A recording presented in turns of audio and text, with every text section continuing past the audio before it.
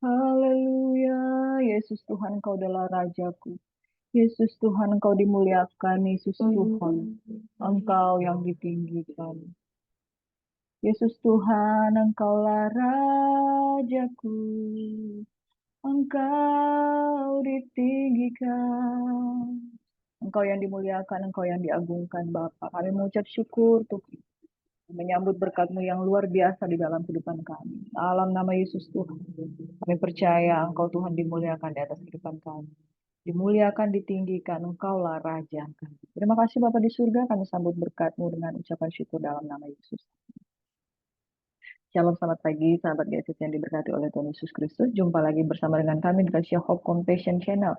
Setiap hari kita merenungkan sabda firman Tuhan. Pada saat ini, beberapa bulan sebelum ini, kita sudah memulai untuk kembali belajar dari perjanjian baru. Dan kita belajar step by step, perikop demi perikop, supaya kita belajar dengan detail tentang kebenaran firman Tuhan. Kemarin kita sudah belajar bagaimana Petrus mengakui Yesus sebagai Mesias, dan kemudian pengakuan itu dikonfirmasi oleh Yesus. Bapakkulah yang mengatakannya kepadamu.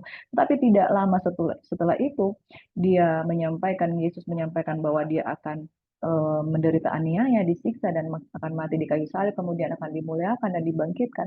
Tetapi Petrus berkata, kiranya hal itu tidak terjadi pada dirimu. Lalu Yesus menghardik Petrus dan berkata, enyahlah engkau iblis. Engkau mengatakan apa yang dari pikiran manusia, bukan dari pikiran Allah. Saudaraku yang diberkati, sesaat sebelumnya Petrus menerima pewahyuan bahwa Yesus adalah Mesias. Dia mendengar langsung dari Bapa. Bapakkulah yang mengatakan kepadamu. Tetapi sesaat setelah itu, ketika Yesus berkata-kata tentang kematiannya di kayu salib, Petrus mengatakan kata-kata yang dari pikirannya sendiri, bahkan Yesus dengan tegas menghardik dia dan mengatakan, enyahlah engkau iblis. Saudara, dari satu sumber, kita bisa mendengar suara Tuhan. Kita juga bisa mendengar dari suara iblis. Dan kita bisa mendengarkan penyataan Tuhan. Kita bisa juga disusupi oleh suara-suara kuasa kegelapan. Itu sebabnya yang saya mau sampaikan kepada kita, saudara. Tiap hari mari kita belajar untuk membedakan mana suara Tuhan, mana suara manusia, mana suara pikiran, mana suara hati, dan mana suara iblis. Dengan merenungkan sabda firman Tuhan siang dan malam setiap hari, maka kita percaya kita akan mampu memiliki kepekaan membedakan suara Tuhan, firman yang masuk di pikiran kita, yang masuk di hati kita. Dan saudara, mari kita rutin merenungkan firman Tuhan. Kami mengajak setiap pagi, mari kita merenungkan firman Tuhan bersama dengan Gracia Hope Compassion Channel. Kita baru pada hari ini akan masuk di Matius yang ke-17. Kita akan baca firman Tuhan ini bersama-sama, bagaimana 6 hari sesudah Petrus mendapatkan teguran dari Yesus. Dia menghardik Petrus. Sebelum itu, dia mendapatkan pernyataan Yesus adalah Mesias. Jadi sebelum Yesus mati di kayu salib, dia sudah mempersiapkan, dia sudah menyingkapkan rahasia ini. Dia tidak menyingkapkan itu kepada orang Farisi dan ahli Taurat, tapi dia menyingkapkan itu kepada orang-orang yang dekat dengan dia. Dan saudara, jika kita dekat dengan Tuhan, maka rahasia-rahasia kebenaran surga akan disampaikan kepada kita. Pagi hari ini, saudara, kita akan merenungkan firman Tuhan yang saya beri judul Yesus dimuliakan di atas gunung. Yesus dimuliakan di atas gunung, dia mengambil rupa di dalam gambarannya sebagai Allah yang dimuliakan di dalam tubuh manusia. Transfigurasi Kristus artinya Yesus dinyatakan sebagai Allah yang dimuliakan di atas bukit, saudara. Mari kita belajar dari Matius 17 ayat 1 hingga ayat yang ke-13. Firman Tuhan berkata seperti ini. 6 hari kemudian, 6 hari sesudah Yesus menegur Petrus, 6 hari beberapa waktu setelah Yesus mengkonfirmasi bahwa dia adalah Mesias, Yesus membawa Petrus, Yakobus, dan Yohanes saudaranya, dan bersama-sama dengan mereka ia naik ke sebuah gunung yang tinggi. Saudara yang diberkati, pada waktu Yesus bertanya kepada Petrus, siapakah aku ini? Dia bersama dengan murid-murid yang lain. Lalu Petrus mendapatkan pewahyuan bahwa Yesus adalah Mesias. Beberapa waktu setelah itu, setelah Yesus menghardik Petrus ketika dia memiliki pikiran-pikiran iblis, 6 hari setelah itu, yang dia bawa semakin sedikit. Petrus, Yakobus, dan Yohanes, saudaranya. Dan bersama-sama dengan mereka, ia naik ke sebuah gunung yang tinggi. Saudara, keintiman dengan Tuhan ada di gunung yang tinggi. Dan semakin keintiman dengan Tuhan itu kita raih, semakin sedikit orang-orang yang mampu membangun keintiman dengan Bapa. semakin banyak penyingkapan yang dibukakan di dalam keintiman. Semakin mereka naik di gunungnya Tuhan, saudara, rahasia semakin besar disingkapkan.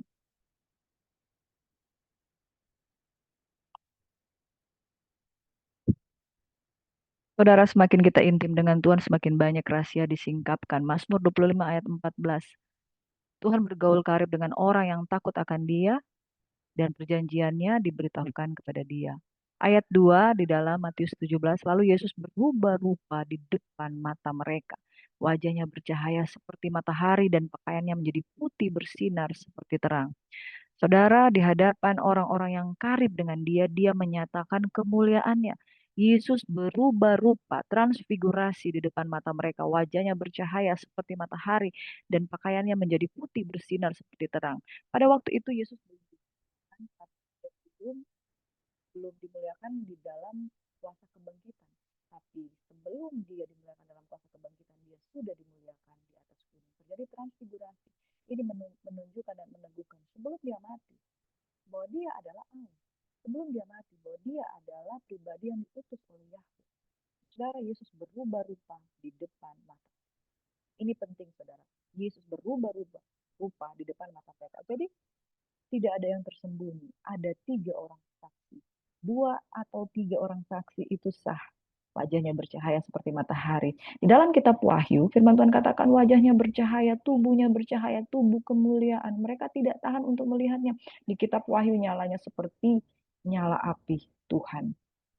Saudara, ketika Yesus menunjukkan kemuliaannya sebelum dia mati di kayu salib, ini menunjukkan bukti bahwa semua apa yang diucapkan itu benar adanya hanya untuk orang-orang yang dekat dengan dia. Makanya saudara, pesan Tuhan pada pagi hari ini yang pertama, jadilah orang yang dekat dengan Tuhan. Ketika engkau semakin dekat, semakin kurang orang yang pengen dekat, semakin tinggi keintiman kita dengan Tuhan, semakin banyak penyingkapan. Petrus, Yakobus, dan Yohanes. Kenapa yang lain tidak? Karena mereka terpilih, saudara. Saya rindu dan kita berharap semakin kita memiliki keintiman dengan Tuhan, Tuhan semakin menyingkapkan wujudnya. Yang pertama, orang yang intim dengan Tuhan akan melihat rupa dan wajah Kristus yang lebih lagi. Akan ada penyingkapan-penyingkapan yang lebih luar biasa. Ayat yang ketiga, maka nampak kepada mereka Musa dan Elia sedang berbicara dengan dia. Kata Petrus kepada Yesus, Tuhan, betapa bahagianya kami berada di tempat ini. Jika engkau mau, biarlah kudirikan di sini 3 kemah. 1 untuk engkau, 1 untuk Musa, dan 1 untuk Elia. Nah, saudaraku yang diberkati, ayat 5 firman dari Yahweh mengatakan, dan tiba-tiba sedang ia berkata-kata, turunlah awan yang terang menaungi mereka, dan dari dalam awan itu terdengar suara yang berkata, inilah anakku yang kukasihi, kepadanya lah aku berkenan, dengarkanlah dia. Mendengar itu tersungkurlah murid-muridnya dan mereka sangat ketakutan. Lalu Yesus datang kepada mereka dan menyentuh mereka sambil berkata, berdirilah, jangan takut. Saudara, Petrus ini adalah seorang yang sanguin. Dia selalu ingin ke depan, dia selalu ingin menunjukkan bahwa dia respon yang paling cepat. Responnya paling cepat begini. Tuhan, jika engkau mau kudirikan kemah 1 untuk engkau, 1 untuk Musa, dan 1 untuk Elia. Sekali lagi, saudara, Petrus belum terbiasa pikir seperti yang Tuhan pikir. Dia pikir bahwa Yesus adalah seperti Nabi, seperti Musa, seperti Elia. Bangsa Yahudi sangat mengagumi Musa dan Elia. Mereka adalah figur yang menerima penyataan Allah yang luar biasa dan menerima banyak sekali tugas yang luar biasa dari Yahweh.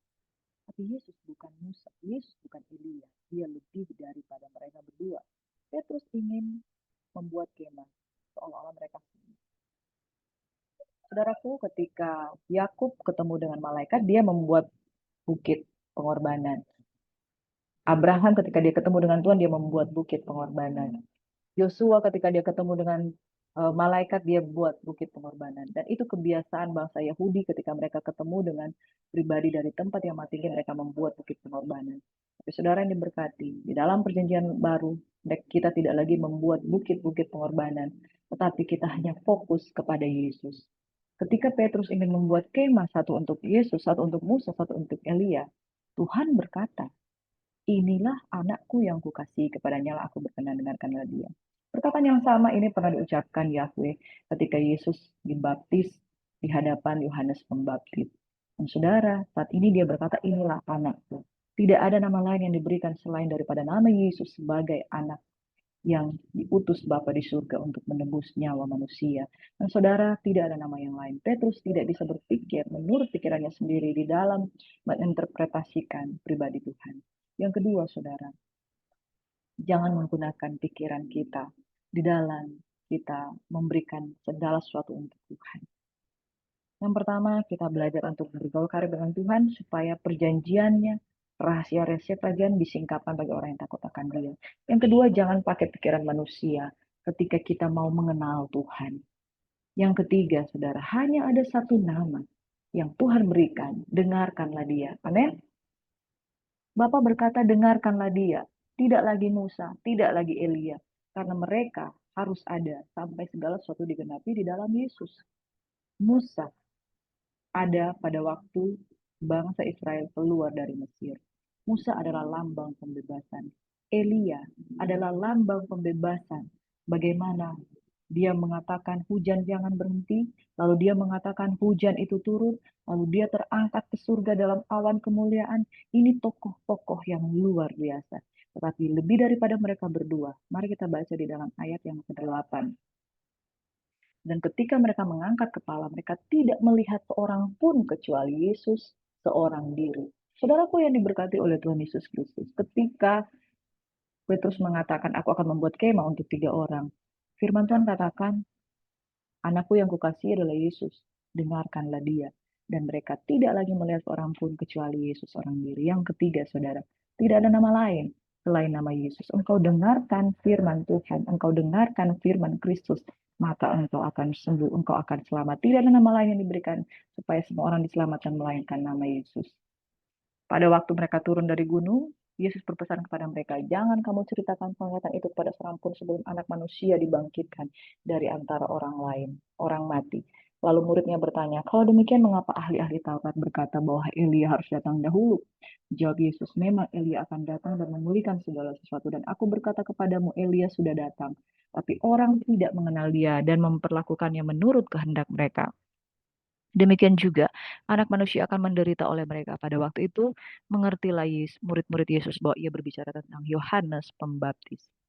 Saudara, sampai di sini kita melihat bahwa rahasia kerajaan disampaikan kepada orang-orang yang dekat dengan kita. Dan rahasia itu sudah diberikan kepada kita. Jadi, tidak semua orang bisa mempercayainya.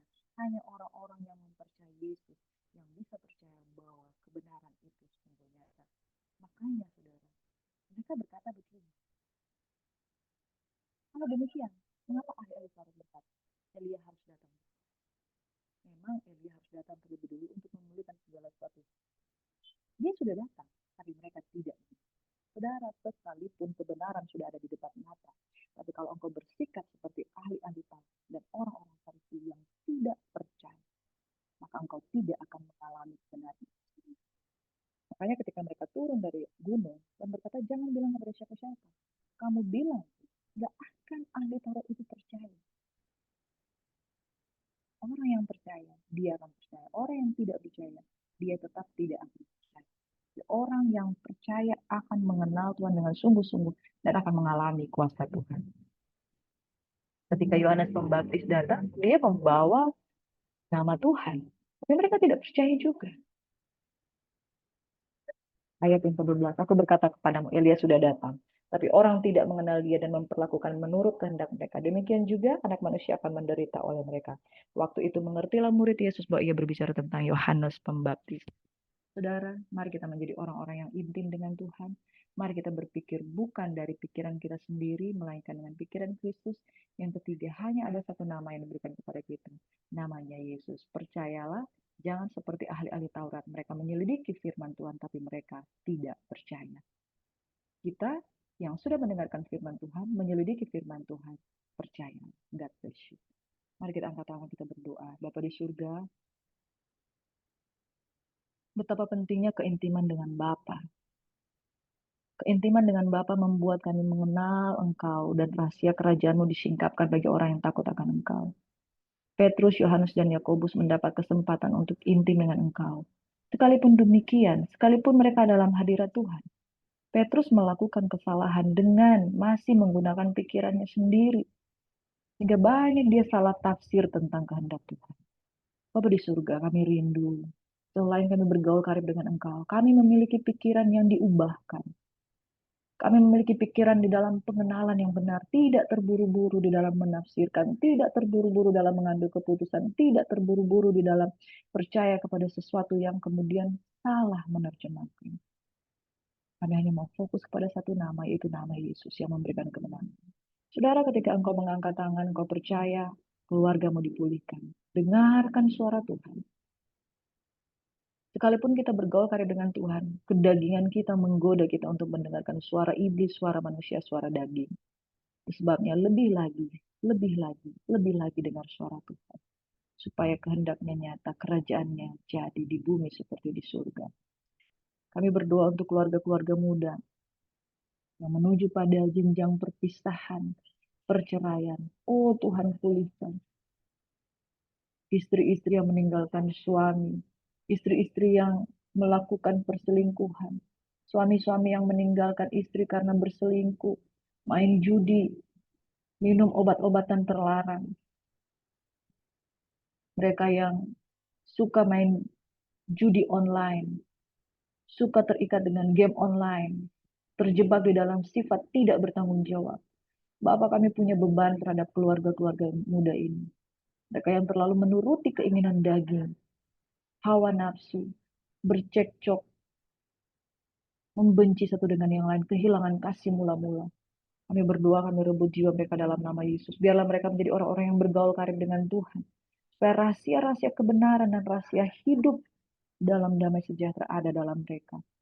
Kami berdoa untuk keluarga-keluarga muda yang istri tunduk kepada suami, yang suami mengasihi istri. Dan mereka menghadirkan Yesus dalam rumah tangga mereka, maka pemulihan itu terjadi. Kasih mula-mula suami kepada istri yang dinikahinya pada masa muda. Kasih mula-mula istri kepada suami yang dinikahinya pada masa muda. Dibangkitkan dalam nama Yesus. Kami berdoa untuk yang sakit disembuhkan. Ibu Syan yang menghadapi kemoterapi dipulihkan dalam nama Yesus. Ibu Marini dalam proses untuk mengandung di proses Tuhan. Dalam nama Yesus. Ditolong Tuhan. Berkati Tuhan. Keluarga yang siap dibangun dalam keluarga yang baru, Hana dan calon suami Inang, Uda Diana, Opung Ayu, dalam nama Yesus diberkati kesehatan kekuatan mereka. Inang Uda Tiarma, Risma, pertolongan Tuhan dalam nama Yesus. Oma Eske disembuhkan dari sakitnya dalam nama Yesus, dijauhkan dari diabetes, tulang, kolesterol dalam nama Yesus, osteoporosis dijauhkan dalam nama Yesus. Berkati adik Nikana Tuhan, kesehatan kekuatan pertumbuhan dalam iman terjadi dalam hidupnya dalam nama Yesus. Kami juga berdoa untuk korban evakuasi dari Gunung Ruang, korban-korban yang rumahnya rusak, pertolongan Tuhan, bahkan pertolongan dari pemerintah ada buat mereka. Kiranya mereka boleh mengenal Tuhan. 2 Tawarik 7 ayat 14. Dan umat yang atasnya namaku disebut merendahkan diri, berbalik dari jalan yang jahat, maka engkau akan mendengar dari surga. Bapak, kami berdoa, diberkatilah mereka yang kami bawa dalam pokok-pokok doa. Keluarga Bapak Antoni, keluarga Bapak Jerry, Simbolon Tuhan, dipulihkan dalam nama Yesus. Keluarga-keluarga ini diberkati, dipulihkan dalam nama Yesus. Kami mohon berkat Tuhan. Kasih karunia dalam nama Bapa, Putra, dan Roh Kudus mengalir atas kehidupan kami, aktivitas kami dalam pertolongan Tuhan. Ini doa kami Bapa dalam nama Yesus kami mengucap syukur. Haleluya. Amin. Selamat beraktivitas and God bless you. Tuhan Yesus memberkati.